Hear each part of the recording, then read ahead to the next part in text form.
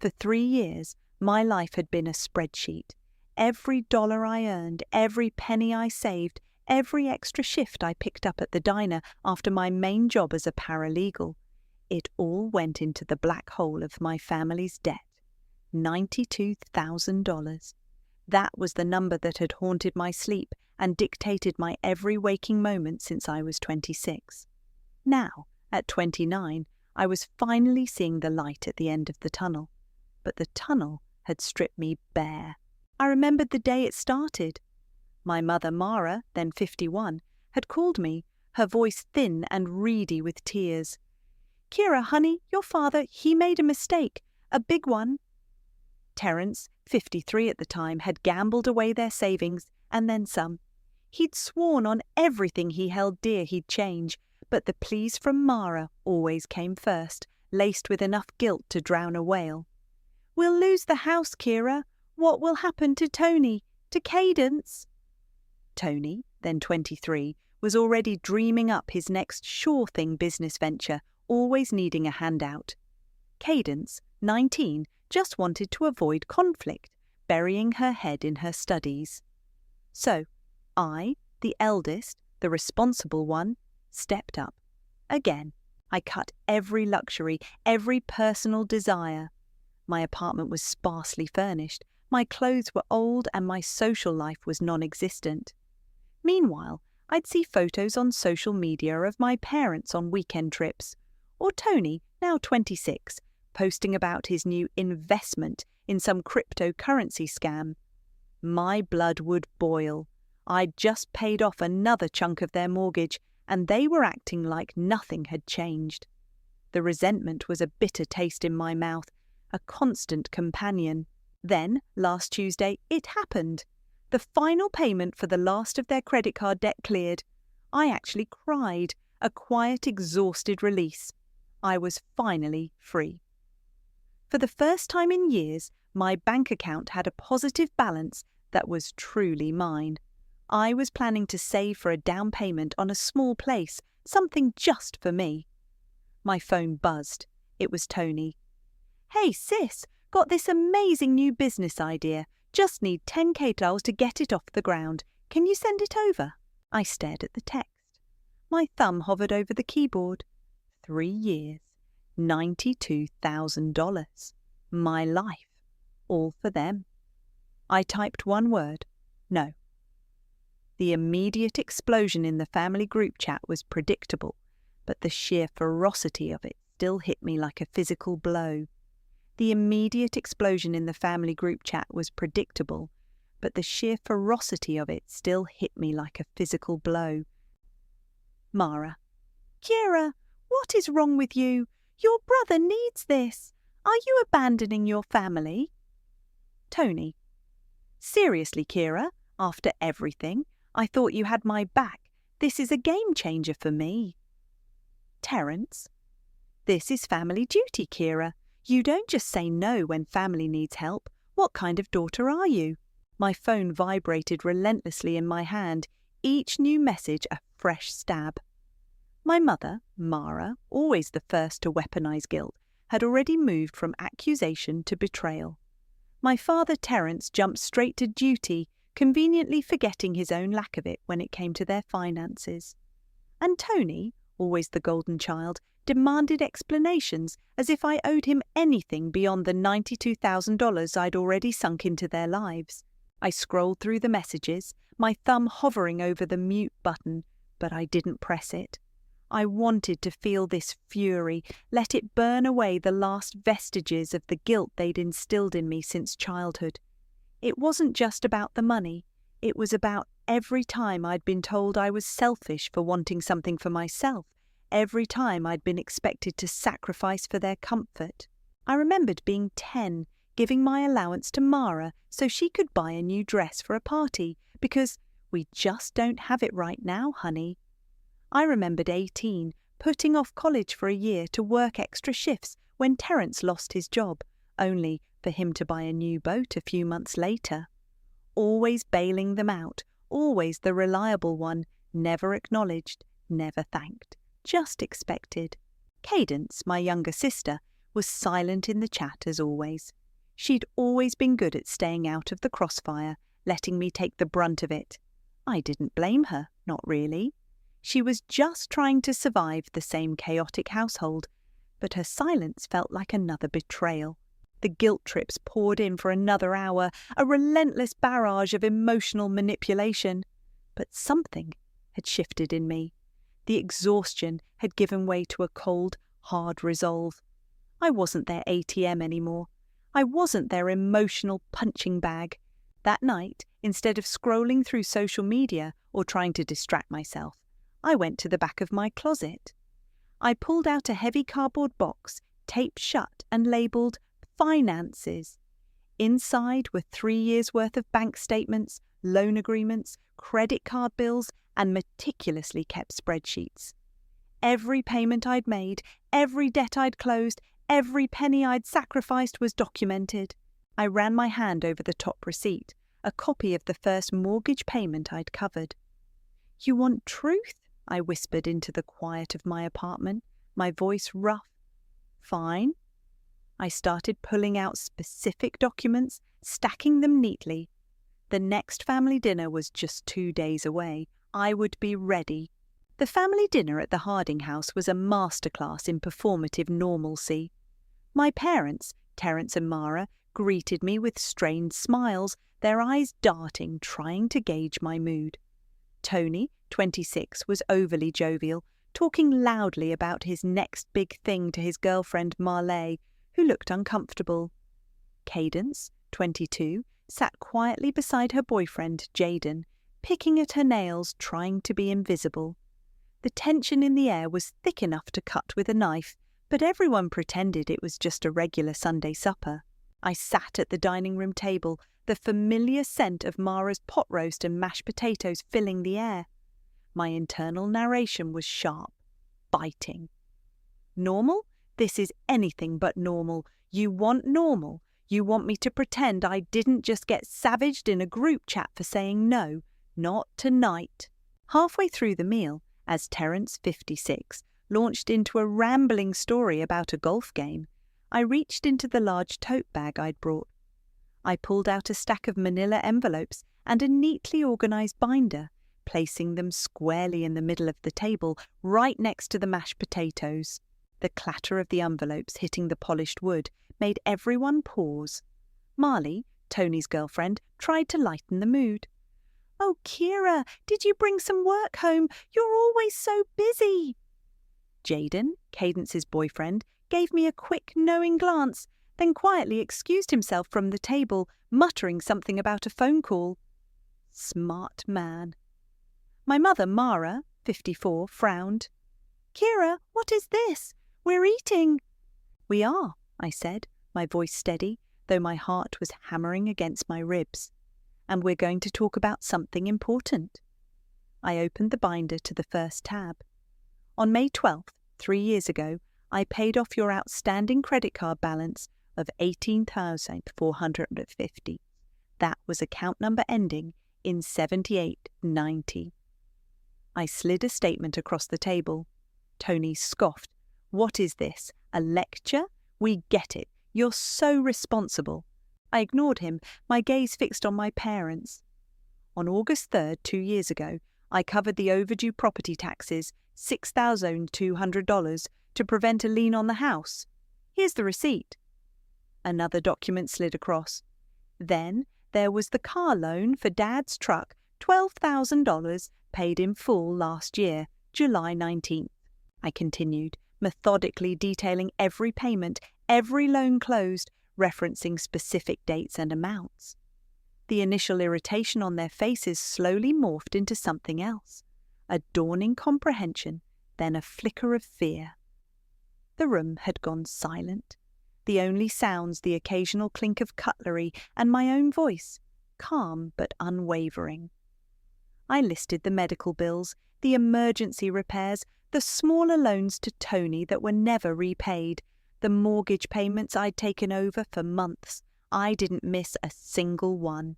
Finally, I closed the binder. I stood up, my chair scraping loudly against the floor. My voice, though shaking slightly, was clear and loud enough to fill the silent room. I looked from Mara's pale face to Terence's darkening one, then to Tony, whose mouth was slightly agape. I said just one word: ungrateful. The table was frozen. My single word, ungrateful, hung in the air, heavy and sharp. Tony's fork, which he'd been holding mid-air, clattered to the floor, the sound echoing in the sudden silence. Mara, for the first time in my life, was utterly speechless, her mouth slightly agape, her eyes wide with a mixture of shock and something I couldn't quite decipher. Terence's face, usually quick to flush red, had gone a dark, mottled purple. Tony was the first to break the silence. "What the hell, Kira? Are you insane? You're making this all up!" He pushed his chair back, standing abruptly. "You just want to make us look bad. You're a liar." Mara, recovering her voice, immediately switched tactics. Her face crumpled and she began to sob, a theatrical gasping sound. "How could you, Kira? How could you embarrass us like this? In front of Marley, you're making us feel so ashamed." She buried her face in her hands, her shoulders shaking. "Ah, ashamed," I repeated, my voice rising. "You want to talk about shame? I've been ashamed for years, covering your mistakes, sacrificing my entire life while you spent money you didn't have, gambling it away, or throwing it at Tony's pipe dreams." Terence, 56, slammed his fist on the table, making the plates jump. "That's enough, Kira. You think you're so high and mighty? We're your family. We raised you. This is what family does." "This," I said, gesturing to the scattered documents, "is what I did, while you did nothing but ask for more." Cadence, 22, who had been shrinking in her seat, finally spoke up, her voice timid. "Mum, Dad, Kira did help us a lot, she really did." Her words were barely a whisper, and they were immediately drowned out. Mara lifted her head, her eyes narrowed through her manufactured tears. "Cadence, don't you dare take her side. She's trying to tear this family apart." That was it. The final straw, the gaslighting, the denial, the sheer audacity of their victimhood. I snapped. "You want to talk about tearing the family apart?" I said, my voice now dangerously calm. "I'm not tearing it apart. I'm leaving it. And you know what else? While I was abandoning my family and being selfish by actually saving money instead of funding your chaos, I bought my own house. Months ago. I'm moving out tonight." I picked up my tote bag, leaving the binder and envelopes scattered on the table. "Don't call me. Don't text me. Don't come to my new place. You're on your own." I walked out of the dining room, past a stunned Marley, and out the front door. The cool night air hit my face, and for the first time in years, I felt a strange, exhilarating lightness. As I got into my car, I pulled out my phone and one by one blocked all their numbers. Terence, Mara, Tony, and the family group chat, every single one. The silence in my new apartment was deafening, yet it was the most beautiful sound I'd ever heard. For the first few days, I just existed in it, reveling in the quiet. No frantic calls, no guilt-tripping texts, no demands for money, just peace. My small 2-bedroom house, bought with years of relentless saving and a significant down payment, felt like a sanctuary.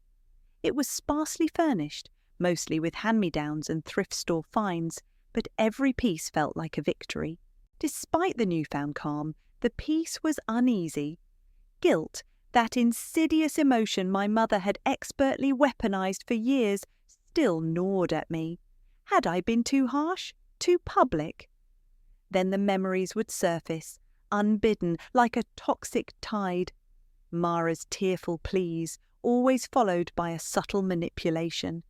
Tony's endless cycle of grand schemes and financial disasters, always expecting me to pick up the pieces. Cadence's passive acceptance, never challenging our parents, always leaving me to be the bad guy. Terence's indifference, his promises to change evaporating like smoke. The trauma was simmering, a constant low hum beneath the surface of my new tranquility. I spent a week just unpacking, arranging my few belongings and trying to rewire my brain. Every time my phone buzzed, I'd flinch, expecting a furious message, but it was always just a work email or a friend. The relief was immense, followed by a pang of loneliness. This was what I'd wanted, wasn't it? Freedom. But freedom, I was learning, could feel a lot like isolation. One evening, staring at my phone, I saw the family group chat icon. It was still there, a ghost of the chaos I'd escaped. I hesitated for a moment. Then, with a deep breath, I pressed and held. The option to delete chat appeared. I tapped it. A small confirmation box popped up. Are you sure you want to delete this chat? Yes. More than anything, I confirmed, and the icon vanished. It was a small symbolic act, but it felt monumental. A final severing of the ties that had bound me for so long. I leaned back on my sofa, a strange mix of exhaustion and exhilaration washing over me. The quiet stretched out, no longer deafening, but comforting. I picked up my laptop, intending to browse for some new curtains, something to make this house truly feel like home. An email notification popped up. My heart did a strange little flutter. It wasn't from anyone I recognized. Subject: Your grandmother's estate. Confidential. It was from a lawyer, Adeline Peters. The email from Adeline Peters, the lawyer, felt like a bizarre dream. My grandmother, my mother's mother, had passed away years ago. I barely remembered her, a quiet woman who always seemed to be at odds with Mara. After her death, my mother had been convinced her sister Phoebe, the bad aunt, had inherited everything. Phoebe, 51, had been estranged from the family for as long as I could remember, a silent rebellion against Mara's manipulative ways. I called Adeline, 38, the next morning. Her voice was calm, professional. Miss Harding, thank you for calling. I represent your late grandmother's estate. She left a will, and you are the sole beneficiary. My jaw dropped. Me? But my mother always said Aunt Phoebe inherited everything. That's why they fell out again. Adeline chuckled softly. That's what your grandmother wanted them to believe. She knew your family, Miss Harding. She wanted to ensure her assets went to someone who truly needed them and who wouldn't squander them. Your Aunt Phoebe was instrumental in helping your grandmother set up a blind trust, ensuring the will remained secret until the appropriate time. She specifically requested that you be contacted only after you had established your independence. The words hit me like a revelation. My grandmother, a quiet woman I barely knew, had seen through them all. And Phoebe, the estranged aunt, had been protecting me in her own way for years. The inheritance was substantial, enough to pay off my own mortgage and still have a significant sum left over.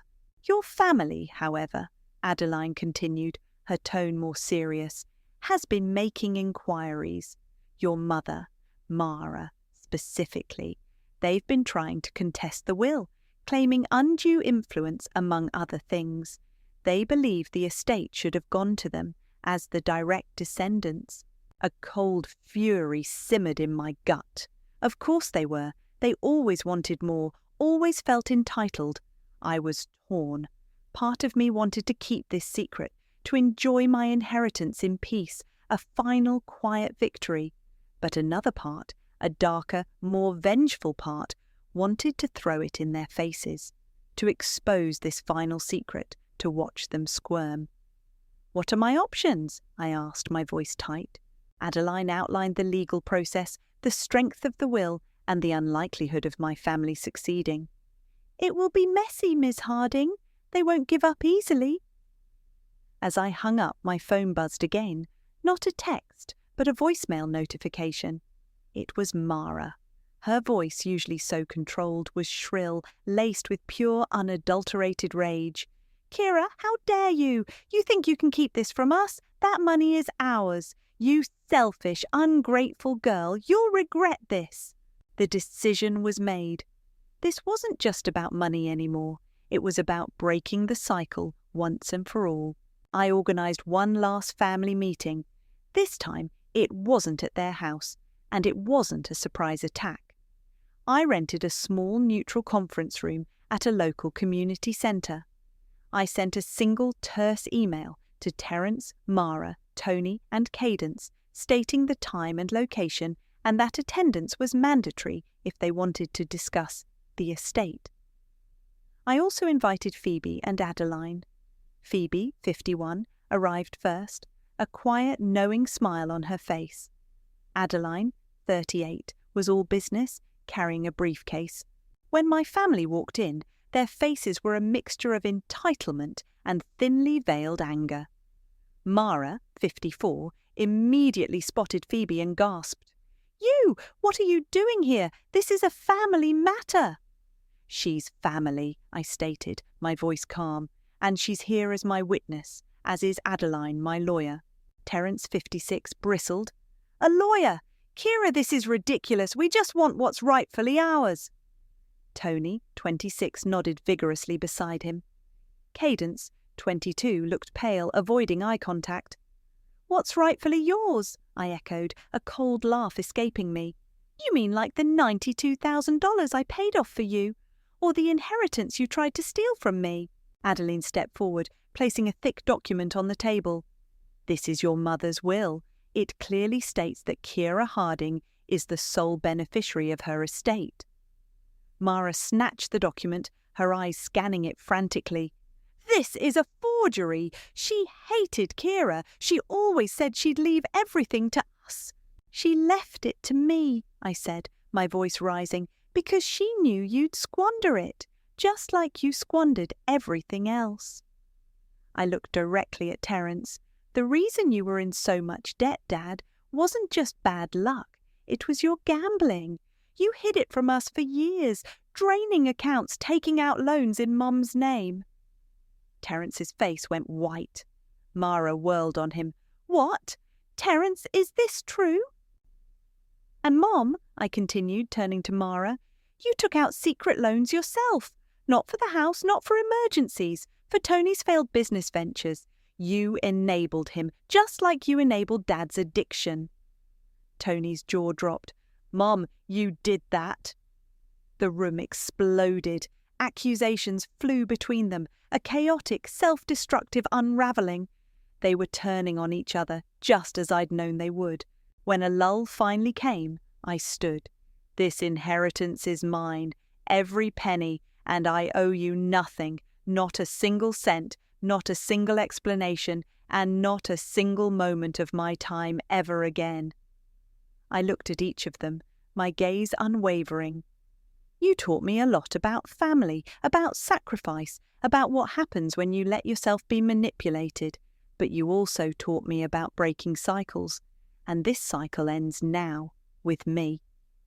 I picked up my bag. Goodbye. I walked towards the door, feeling lighter than I had in years.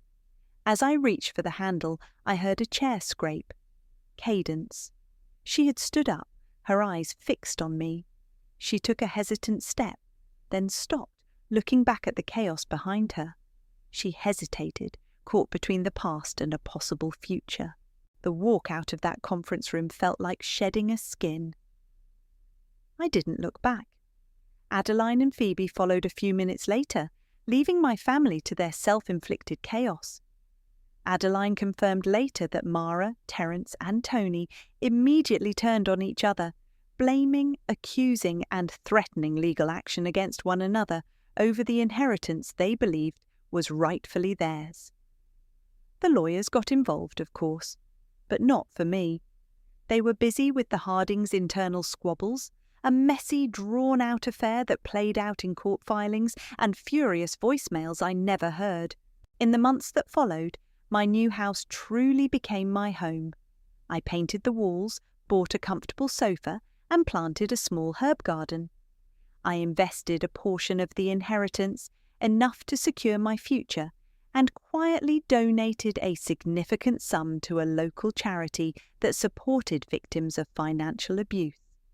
It felt right, a way to channel the anger and frustration into something positive, something that would never benefit the people who had drained me for so long. One afternoon, I was at the grocery store when I saw Cadence. She was pushing a cart, looking tired. Our eyes met across an aisle of frozen dinners. She looked hesitant, almost fragile. I saw her mouth open, as if to speak, but no words came out. I gave her a small, almost imperceptible nod, a silent acknowledgement, but I didn't stop. I didn't approach. The distance I'd created was a shield, and while a part of me felt a pang for the sister I once had, the larger part knew that true peace required cautious distance. The chain was broken, and I couldn't risk reforging it. Justice, I realized, wasn't always cathartic. Revenge, even when righteous, could leave a strange vacuum, a quiet space where the constant fight used to be.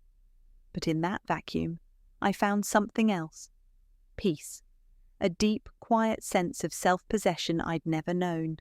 My life was finally my own. A few weeks later, a handwritten letter arrived in my mailbox. It was from Phoebe.